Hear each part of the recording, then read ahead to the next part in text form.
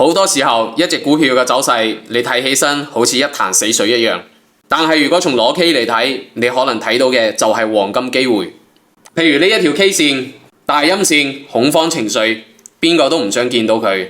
又譬如呢一條小陽線平平無奇，邊個都睇唔上佢。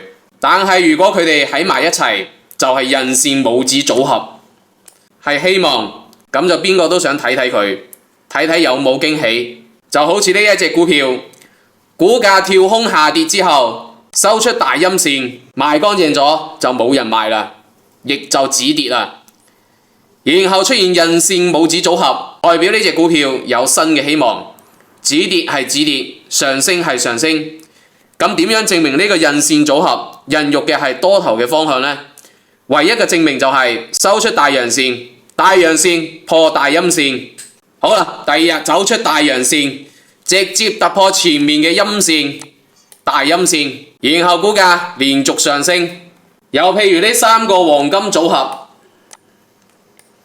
大陰係恐慌出貨，細陰係空頭出盡止跌，大陽就係弱轉強，空頭出盡弱轉強，股價就會否極泰來。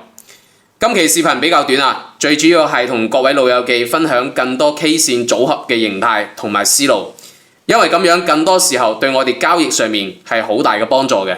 好啦，炒股唔使驚，Ben 哥喺大廳，祝各位行運睇到我視頻嘅老友記，股市長紅，大家都係越嚟越好。我哋下期見，醒你更多粵語股市乾貨。